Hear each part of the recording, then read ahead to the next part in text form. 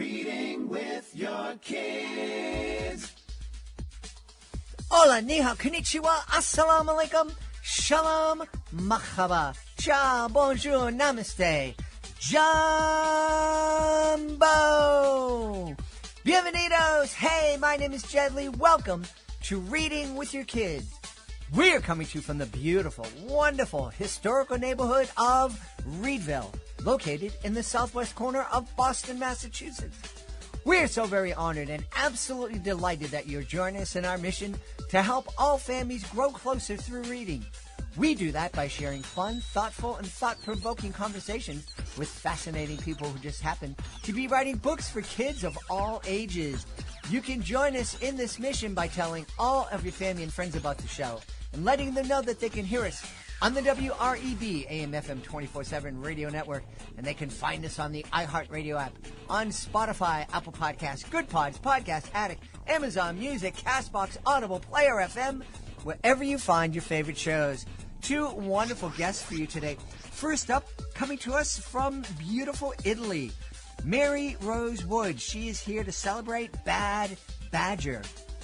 And later in the show, Catharina Steele will be joining us from Western Australia to celebrate Vanishings. Hey families, would you like to share a miracle with your kids? At the Wolf Conservation Center, hope was fading. The endangered Mexican wolves dreamed of a pup, but none had come.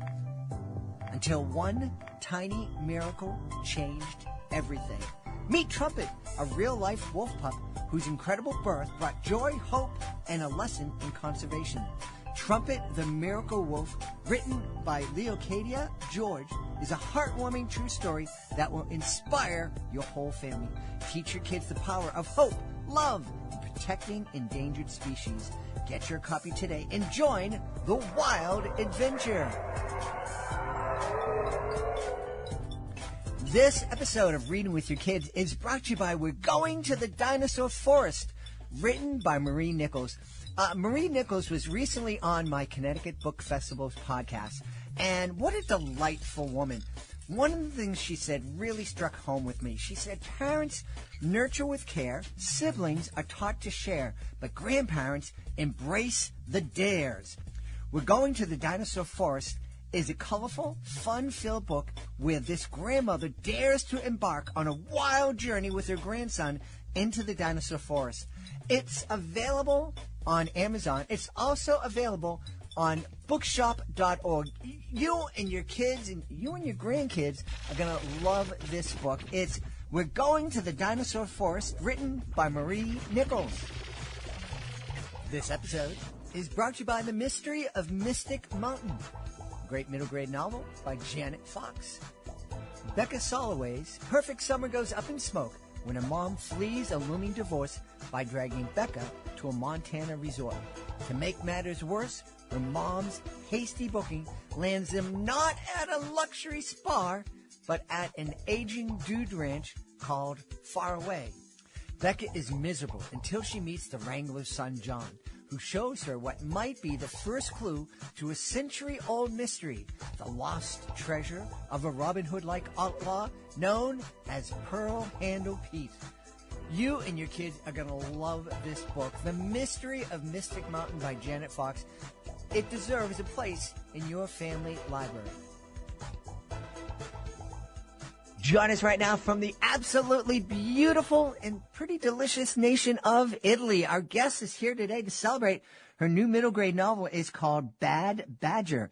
Please welcome to the show, Mary Rose Wood. Hey, Mary Rose, how are you? Hey, I'm very well. What can I say but ciao, Jen? Ciao. Hey, ciao.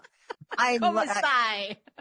Mary Rose and I were talking before we started recording about Italy, and my beautiful wife and I were at the International Children's Book Festival last year at this time, and Mary Rose is going to be attending this year. And Italy is such really a spectacular nation.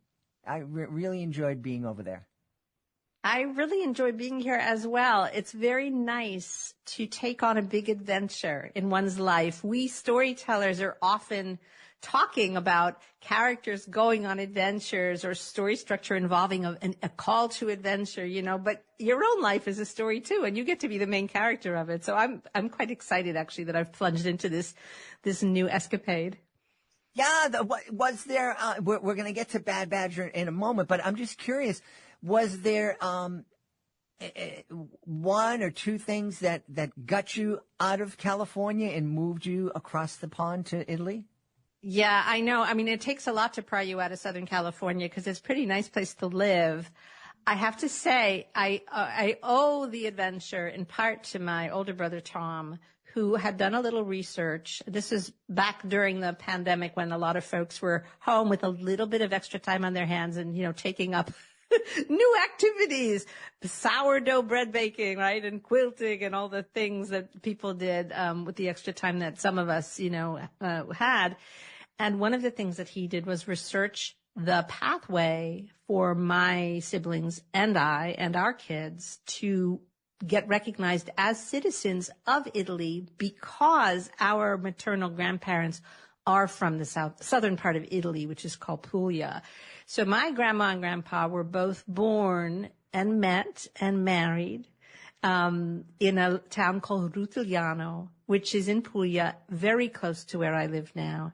And so the short version of the story is that he found out that we in fact were Italian citizens, though we'd never known it. And so we had to go through the process of getting our citizenship recognized by the various consulates in the regions of the United States where we each separately resided. Of course, we conveniently or inconveniently resided in 3 different parts of the country, so we had to deal with 3 different consulates. But we were all, recognized as Italian citizens, and we have passports. So once you have an Italian passport burning a hole in your pocket, I mean, it really is hard to ignore. So we did a little exploratory traveling, and I just fell in love with Bari, and I felt that it was a really nice time in my life to embrace an adventure, to say, hey, what haven't I done before? I've lived in New York City, which a lot of people would love to do. I lived in New York City for most of my life. I moved to Southern California. I had a great time living there, but I'd never lived in Europe. I'd always wanted to travel more, right? So it kind of added up to be like, okay, well, do it. What's holding you back? One of the really, really advantageous things of writing books for a living is that I can take my laptop with me and all my characters come with me, obediently come with me in my, imaginary worlds and my works in progress. So that's how I ended up here.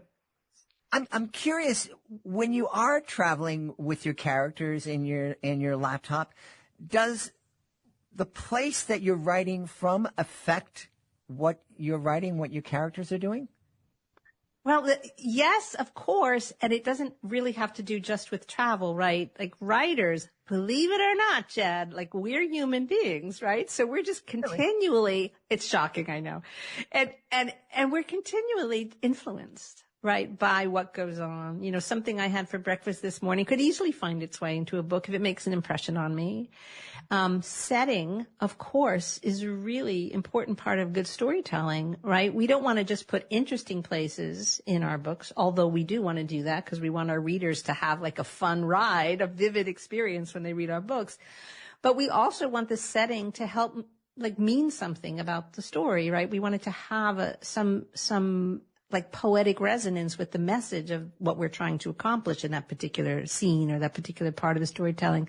So I'm always absorbing the feelings of the places that I'm in. And so when I come to a place and it fills me with a feeling, that's very influential to me. It's bound to find its way into my storytelling.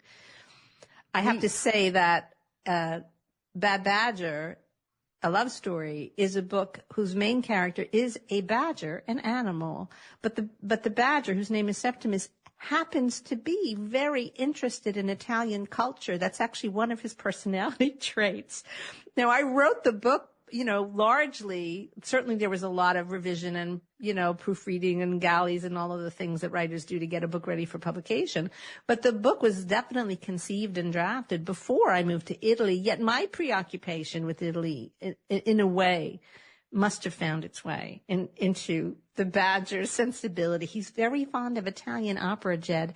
And I know there are badgers in children's literature, some very famous ones, but I think Septimus is probably the first one who is a fan of Puccini. Well, and certainly the first badger character I've been aware of that had such a wonderful name. Well, it's a proper badger's name, as we learn in the book. There's a reason Septimus is named Septimus. I don't want to be too spoilery, but it's the kind of name that a badger has. Although because of Septimus's personality, he doesn't hang around with other badgers when we first meet him in the book. So he is unaware of the significance of his own name until he goes on a bit of an adventure himself. Well, I'm intrigued. Let's go back to the beginning. Tell us a little bit more about Septimus and the adventure that he might be getting into without sharing any spoilers. Well, thank you for letting me off the hook with sharing spoilers, because I do want people to enjoy reading the book, but I also want you to have a really good sense of what kind of story you're going to be reading. If you look at the cover of the book, the brilliant illustrator, Giulia Gagini, who happens to be Italian, and that's purely a coincidence. She's based in Milan, and she's just absolutely wonderful. But she has done a fantastic job of depicting what Septimus looks like, which was based, obviously, on her reading of the text. And Septimus is a badger, but unlike the usual badger that you might imagine, who has like stripes down the sides of their faces, Septimus has spots on the sides of his face. Right. So he's a spotted badger, and he lives in a very kind of adorable cottage in this seaside village. You know, he's got a beautiful view of the sunset, and he has a little old-fashioned record player upon which he plays his opera records. He prefers Italian opera. He really likes Puccini and Verdi. And as you might guess from these traits, he's not your typical badger. Mm-hmm. And he knows it. So I think this is one of the really interesting things that I was playing with in this book. Septimus has self-awareness. He's conscious of the fact that this is not how badgers behave. I'm not really like other badgers, although I don't know, because I really don't know any other badgers. And this sense of unease inside himself makes him feel like maybe I'm not really a correct badger. Maybe there's something amiss about my badgerness, like I'm just not sufficiently badgerish.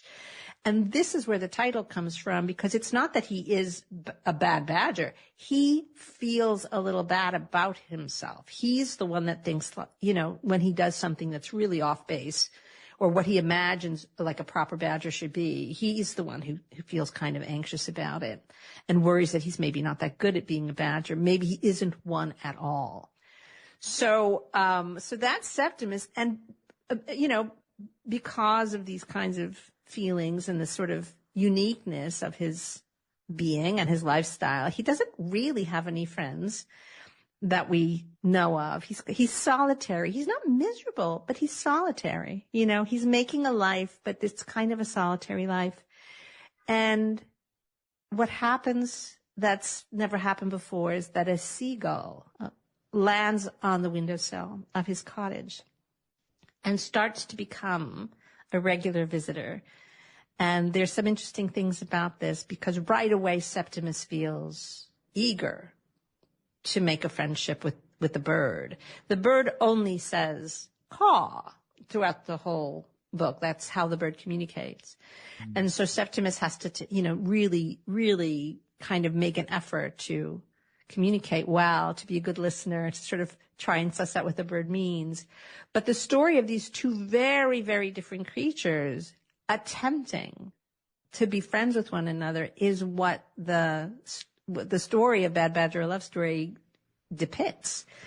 And what they discover, what they explore, like the obstacles that crop up, all have to do with the fact that they both apparently very much want to be friends, and yet they keep discovering how difficult it is because they are so different, right? One being a bird, one being a badger, and all of the ways their differences play out in trying to understand each other. And Septimus makes, with the best of intentions, as we all do, and that's really the point, as we all do with the best of intentions, keeps making mistakes, and how he tries to get closer to the bird because he just needs to understand, right? And he doesn't know. I'll give you one example, but there are many obviously in the book.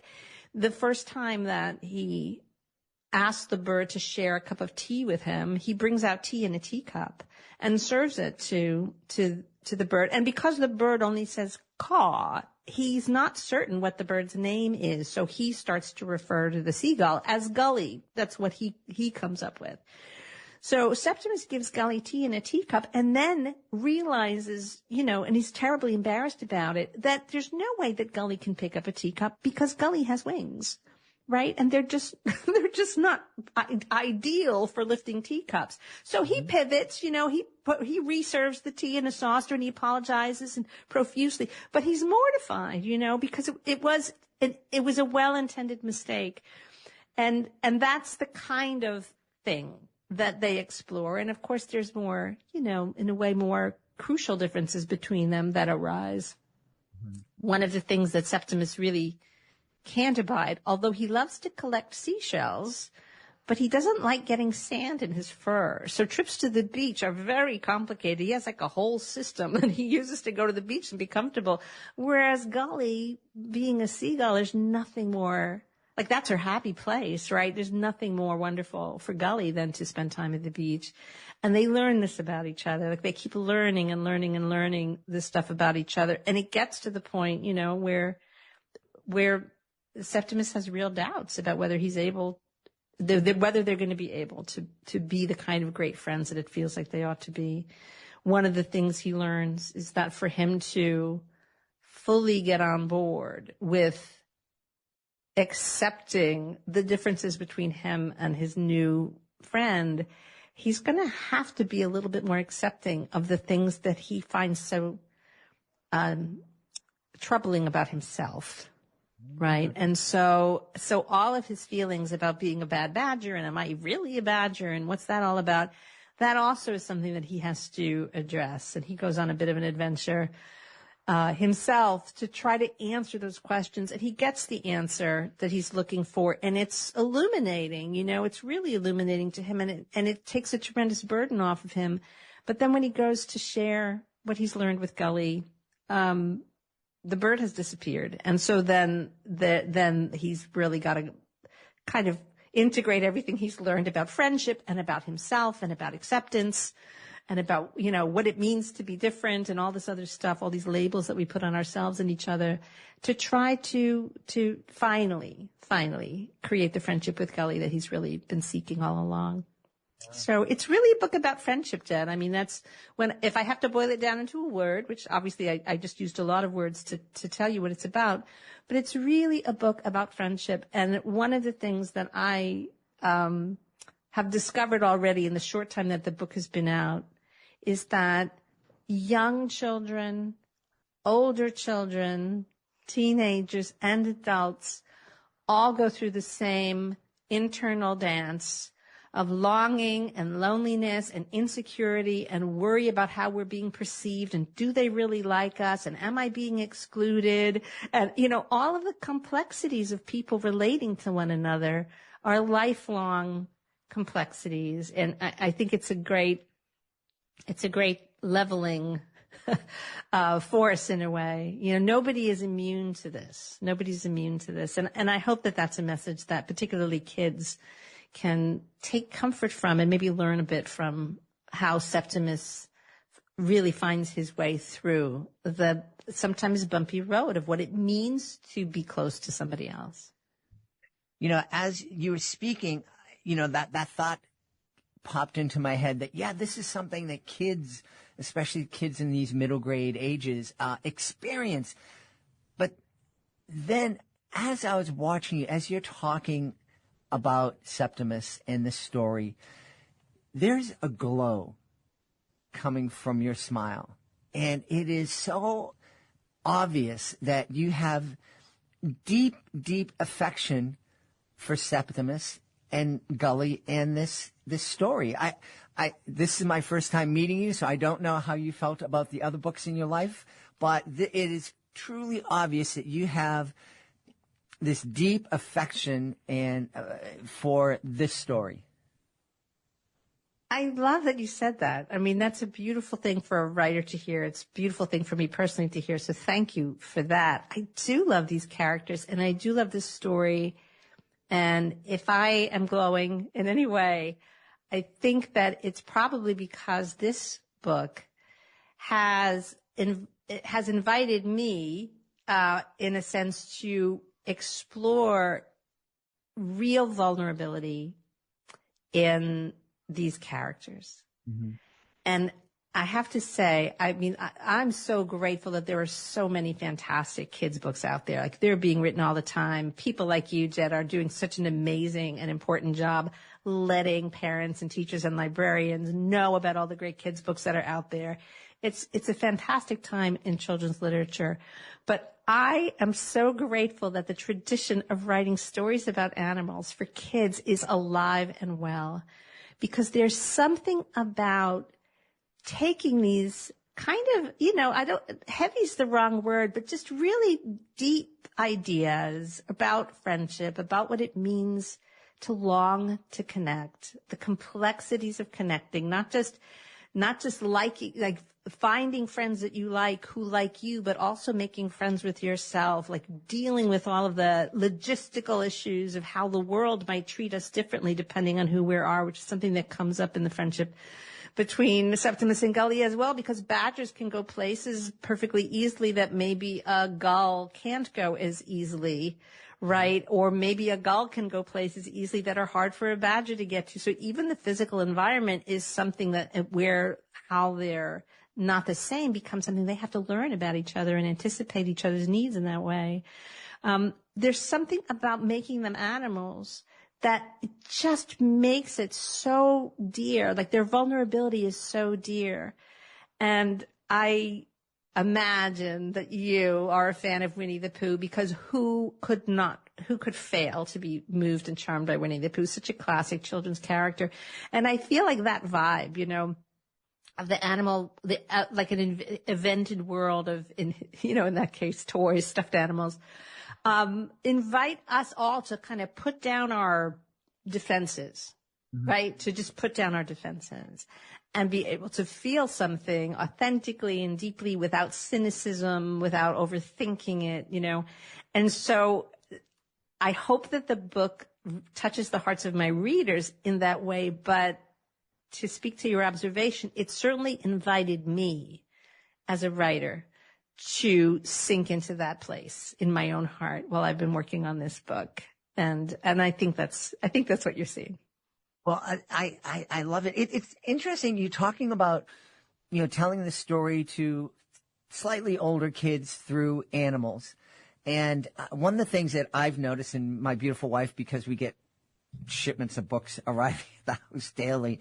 And, some of them, my wife is like, oh boy, a story about war for 5-year-olds. And, we're dealing with very heavy topics with kids. And many of the books that arrive here that deal with those topics are done. It's splendidly, wonderfully. But I'm wondering, did you get any pushback from the industry of telling this story through animals? Did you get any pressure to let's make it a little bit more real? There's a lot of diversity and people who are different coming together. And don't you think we should make this a story about a couple of kids?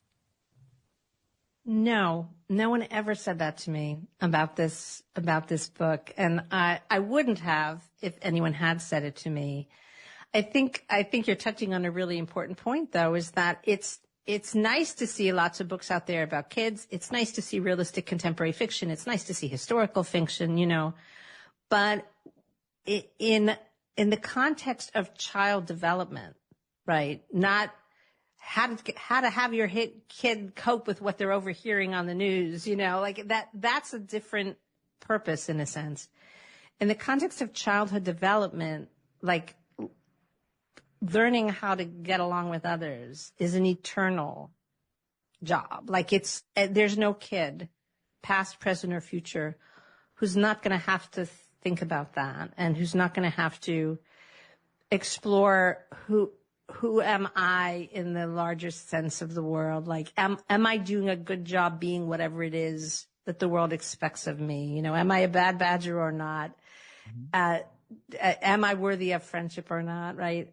And if so, if I make mistakes, if I stumble, if I unintentionally hurt my friend or embarrass myself or some combination thereof, what do I do? Do I slink away? Do I pretend it wasn't my fault and get defensive and lash out? You know, do I feel so humiliated that I can never go back to that friend again? Or do I learn to apologize? Do I learn to forgive myself? Do I learn to talk it out? You know, these are universal ideas. Mm-hmm. And as I said, I don't care how old you are. You still have to deal with this stuff. Adult friendships are just as complicated, you know, and so I think that the universality of the animals actually turned into an asset. I don't think anybody who read the book missed the intentions of the book.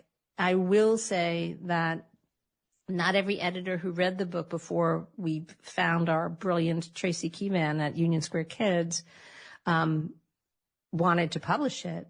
Because maybe that's the subtle answer to what you're saying, which is that lots of folks read it and said, this is a great book. If it were up to me, I'd publish it in a heartbeat. You know what I mean? Like, it's a little bit editors trying to second guess the market, you know, but no one ever said this should be a different book than it is. It just wasn't what they were buying for their list at that time. But, you know, that was fine. I've written a lot of middle grade fiction. You know, this is not my first time at the rodeo. So I knew that my agent and I would find the perfect place for this book. And we did, you know, we didn't have to twist anybody's arm. We, you know, eventually put it in front of an editor who said, no, this is exactly the kind of book I'd like to publish.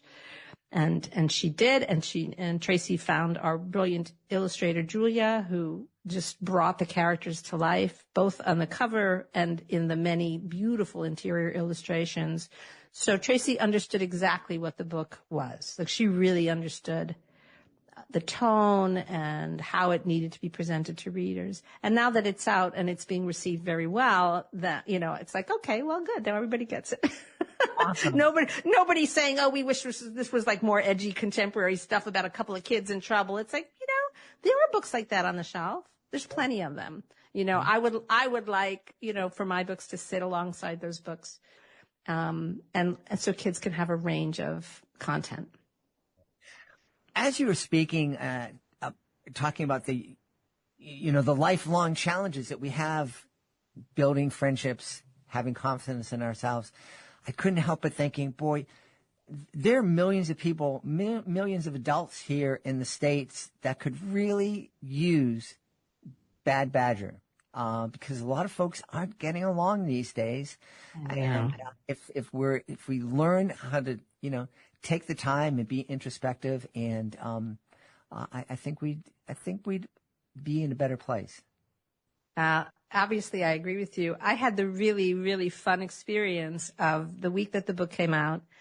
I flew to New York, where I have many friends, and we did a wonderful launch event at a children's bookstore called Books of Wonder, and I visited a few schools, and so I got to read the book to kids and sort of lead a little discussion about it from grades 2nd grade through 6th grade at a couple of different schools, so like a range of ages of the kids. And one of the things that I invited them to think about after we talked about the book and I read from it is, can two characters who have so many differences still be friends? Like, is it possible to be friends with someone where you don't agree on every little thing, where you have different interests, maybe different opinions about things? You know, what a great discussion this was. I agree with you, Jed. I'd love to have that discussion with a lot of folks of all ages.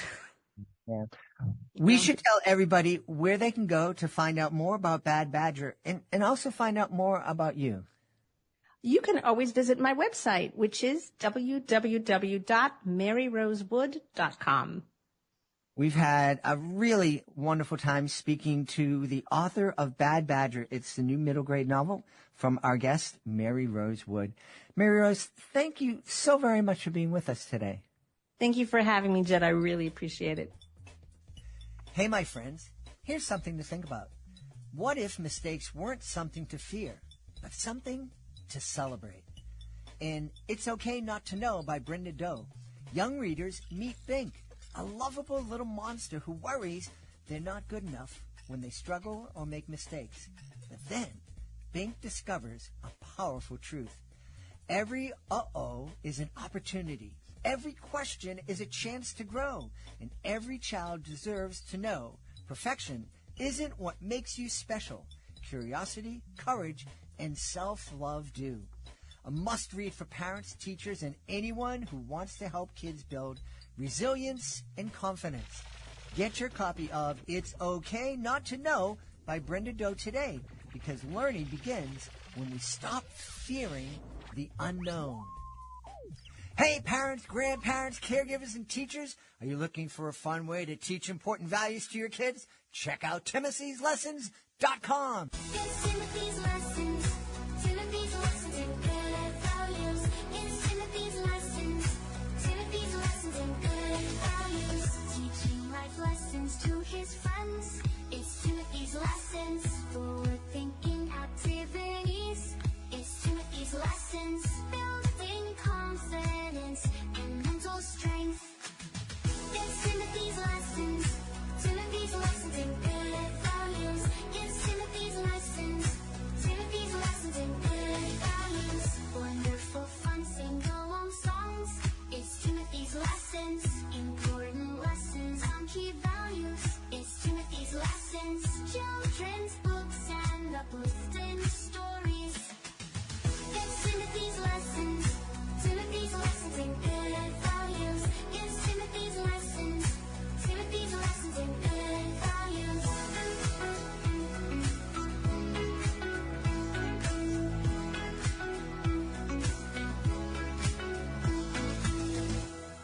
Check it out today, Timothy'sLessons.com. Before we invite our guest into the studio, I would love to invite you to visit a very special website. It's clownswithoutborders.org. Clownswithoutborders.org. This is a group that I absolutely adore. I am part of Clowns Without Borders, and I had the honor of being part of the 2023 tour of El Salvador. I had so much fun joining with artists from all over the world to bring a smile to people who really needed it and really appreciated it too. And we would love for you to join us as a monthly Joy Maker. The Joy Makers, they're a family of people just like you who love to laugh and make other people feel good. So please take a moment and visit clownswithoutborders.org and consider joining me as a Joy Maker. I think we're going to have a fantastic time this evening, and you may even get to chuckle at my lisp and stutter. Our guest is coming to us from Western Australia. She's coming to us from tomorrow. She is here to celebrate Vanishings, the Withick Wood Mystery Series. It's a middle grade novel series, and our guest is Catharina Steele. Catharina, how are you? I'm going really good. How are you doing? I'm wonderful. I'm really happy I was able to pronounce the name of your title correctly. So we got it in at least once. We'll see how my streak goes. Catharina is in front of this magnificent piece of art. There's mushrooms and grass and it's just very fascinating. It's actually one of my own images. I originally painted it. So it's depicting a kitten-owned home within the forest that I, talk about in the book. And I then scanned it in. I'm not the best artist. I did try my best, but I did get some help from AI and then Photoshop. So I took my image and said, AI, can you make this prettier? Basically. But AI does, when it comes to this sort of imaginary environment, it doesn't do too well. So I have to do a lot of work in Photoshop still, but I think. Yeah, I love it. It looks like a cool place to live. It was certainly a lot of fun. Well, tell us about Vanishings, please. So Vanishings, it's about this girl called Tilly, and she is really wants to find her friend Michael, who went missing in Withwick Wood a year ago, and no one seems to be looking for him according to what she can see. So she desperately wants to get to Oprah's place, which is in Clayton Forest, right next door to Withwick Wood. And the kids from their family, they all go and stay there during a summer around the age that she is. And so she goes there, and two cousins of hers are also there, twin cousins, Jess and Zach. So they discover they're also got magical. They meet forest friends that live in Clayton Forest with Oprah there, and they discover more about Withwick Wood and what's going on in there. And Tilly she's getting these visions, and she feels this urgency to that if she doesn't go in and find Michael, that it's going to be too late. So they all rush off a bit too soon, and because Tilly has a tendency to sort of not think about things, and she just kind of jumps in, and so they get themselves, of course, into a bit of trouble with the witch of Withwick Wood. Even I struggle. You have a bit of fun with that name. I bet, and especially since it's Withwick Wood, and get those W signs there. Add the witch in there, and you really got the www. I ain't going there. So it sounds like a really great book to perhaps encourage our kids who are a bit impulsive to check out. Exactly. I mean, I think that even myself, when I was still a younger adult, I would tend to say yes to everything, and I would just jump in and not really think about it. And, and that can get you into some, spots of trouble. Absolutely. I mean, there are adults, and there have been times in my life in terms of, when somebody's asking for help, it's like, oh, yeah, I can do that. And then I get home and my beautiful wife will say, we're going away that week, and I don't know how you're going to help us. It's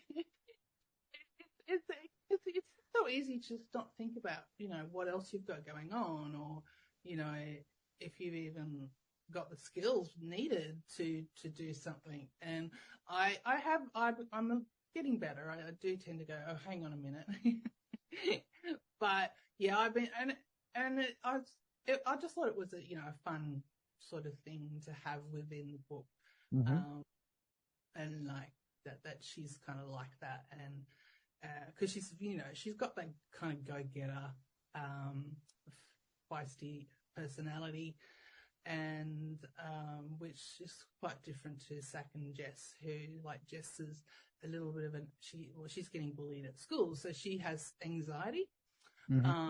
And you see that, particularly when she first gets to the forest, because it's a strange place, it's very new, and, you can't see if something's hiding behind a tree or something like that. So she feels quite anxious, but that does actually, sort of trail off after a while. And, cause I don't know, if this is that well known or not, but, there's been a lot of studies done about, anxiety, and one of the things that they looked at is the impact of being in nature for, 60 minutes to 90 minutes, and how that impacted somebody who has, anxiety. So they did, brain scans beforehand and then again afterhand, and it showed that being outdoors, away from sort of an urban environment, actually decreased the stress. Mm-hmm. With anxiety. And they, concluded that being outdoors actually, it has a lot of, benefits for mental health, whether it's preventing mental health or helping somebody who has mental health problems. And so you see her, obviously they're still in a dangerous situation, with, in the dangerous woods. And so you've got some stress related to that, but you see the anxiety that she feels related to what she was dealing with at home and going to school. That sort of peters off, that particular, and she starts to enjoy being in the forest more and you know, and learning about this world, and she gets quite excited and passionate about it. So you see that change in her over the story. Yeah. Well, it makes sense. I'm imagining, I'm a dope, so I don't know everything, but I would imagine that the stress that you feel from being in the woods, the quote unquote danger, which is natural and it's part of us, is a lot different and probably a lot less harmful than the stress that we kind of put on ourselves by our day-to-day modern living. There is a lot of stress in our lives. You know, you got your phone notifications buzzing constantly. Mind you, I've turned a lot of those off personally. It drives me nuts. But, you know, there's so much pressure to succeed in whatever it is that you're doing. So for children at school, there's a lot of pressure on them to do well in their studies. And there's pressure in the school ground to, you know, behave in certain ways and to be good at certain things like sports and stuff like that. So if you're not naturally kind of an outgoing personality, or you're not somebody who's necessarily good at sports, just using that as an example, you know, there can be a lot of pressure on you to try to mold yourself to be like this different person. And I think, you know, I want to really encourage children to just be who they are, because everyone is unique, and everyone's special just as they are. Like, be confident that you will be liked as you are. You don't need to change. And okay, you're never going to be friends with everyone, but you will make friends. It might take a little time, but you will meet people who have similar interests to you. And so, you know, be open to that. And, you know, and if you are having trouble with bullies, definitely just keep persisting in trying to get help with that, because it is damaging. Sure. And it is stressful dealing with that sort of stuff. And, you know, I just really get quite disappointed when you hear some stories with some of the children. Sure. So I kind of really wanted to encourage them that it's okay to be who they are, and to try to not let those bullies tell them different. Sure.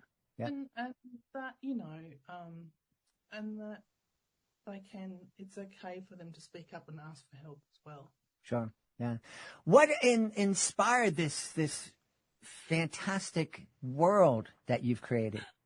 Strangely enough, it was actually the first thing I saw was basically the creature's home. So the twin mushroom house, the fairy's home within the trunk of a tree, the knee-high boot house of the creature witch. So I saw all these magical sort of homes in this forest setting, and I kind of went, I have a story here. All right. And I just started writing. You know, that first, very, very first draft that I did, like all first drafts was really awful.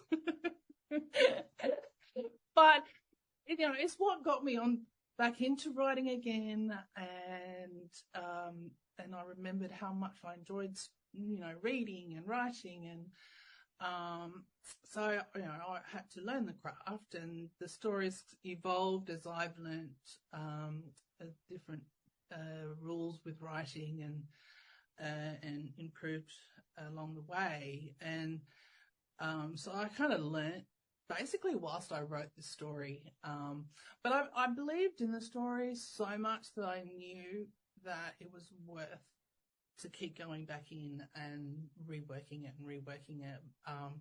But it's been a journey, and good and bad moments as always. But I'm just so excited that I've got to this point, and that Spark Press is publishing it, And, I think that's a big achievement just in itself. So I'm just so pleased. That's wonderful. I followed it through. Yeah. Yeah. It's interesting. One of the things when I have an author illustrator of a picture book on, I'll oftentimes ask them what came first, the images or the text, the story. And it's about 50-50, but this is the first time that I've had a middle grade novelist come on saying that, well, it started with this image of these crazy twin mushrooms. I know it's definitely not like, I'm also working on another series, which is a bit more, YA, age group. And I definitely saw that the characters first with that. And, but it was almost in line with the world. So it was very, very close. But I had a much stronger feel for that story, both the world and the story itself and the characters, than what I did for this one. This one, when I started writing, I had no idea what I was doing, but I had no idea what the story was or who the characters were and where I was going to end up. I've now come to realize that I do some exploratory writing first to get a feel for the world, or a better feel for the world, a better feel for the characters, and where it's going to go. And then I actually do outlines now. But, when I first started, I clueless. But it sounds like you're kind of a little bit like your main character. You kind of leap before you're totally ready. I do. And sometimes that's a good thing, Yeah. And in this case, it's what got me started. I think if I had realized how difficult this would be to get to this point, it would have been almost too overwhelming to begin the journey. So sometimes I think you do have to start, and you don't want to think about things too much. But at the same time, as I did go along, I did, do research, and I sort of went, I'd get to a point like, okay, how many words should I have in a chapter or in the story, and just little things that I asked myself questions as I went along and did my research sort of that way. But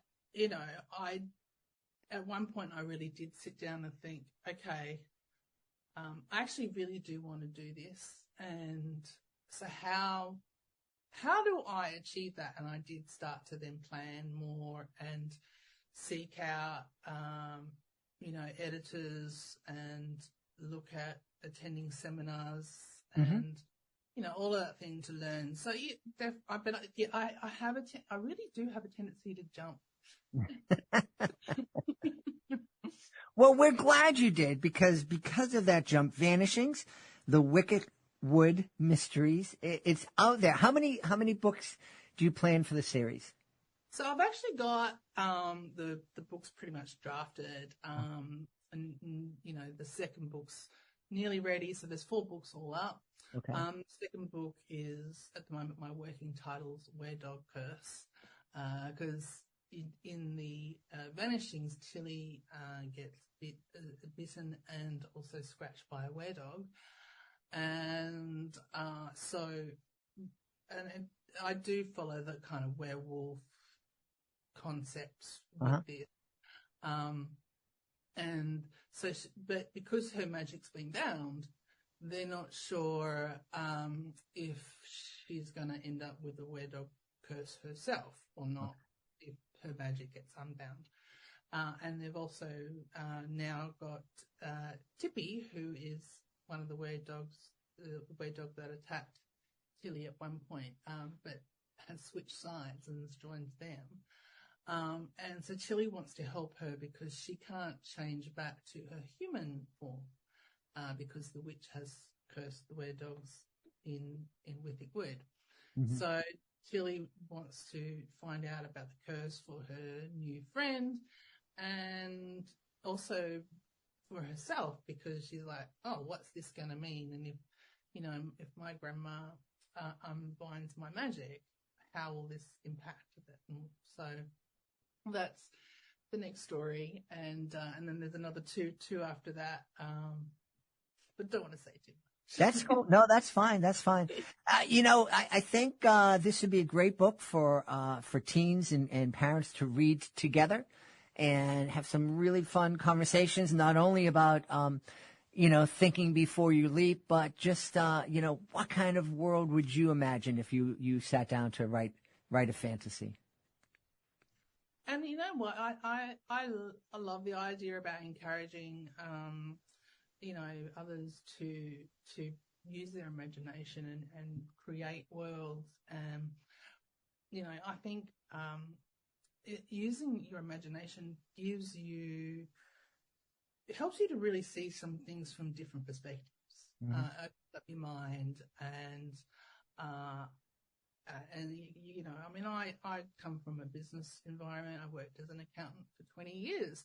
But when I was designing reports or looking at procedures and stuff like that, I always kind of thought, I didn't really think this is how things get done. I thought this is how this needs to be set up for this environment. So I was always thinking like based on what I was seeing, but using I wasn't so limited, perhaps like some people can be, in how I approach things. I was a lot freer and more flexible with different things, and I think that comes from my imaginative mind and the reading that I did and the way that I was as a child. I think having children use their imagination actually helps them in, non-creative environment just as much as in the creative environment. Yeah.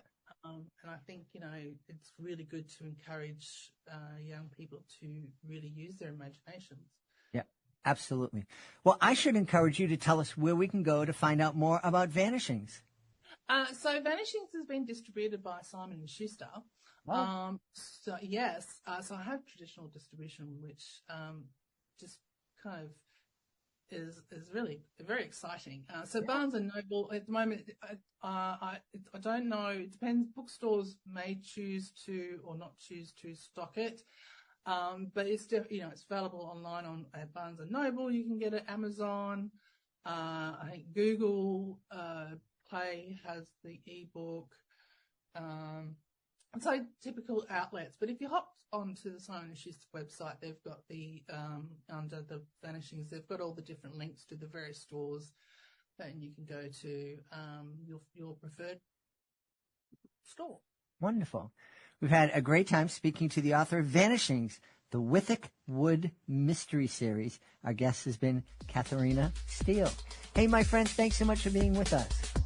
Thank you so much for having me on. I really appreciate it. We hope you've enjoyed this episode of Reading with Your Kids, and will join us for the next exciting episode of the show. In fact, we hope you've enjoyed it so much that you are inspired to leave a 5-star review on whatever podcasting platform you may have found us on. We'd love for you to connect with us on social media as well. Facebook.com/readingwithyourkids, @readingwithyourkids on Instagram, and @JedleyMagic on Twitter.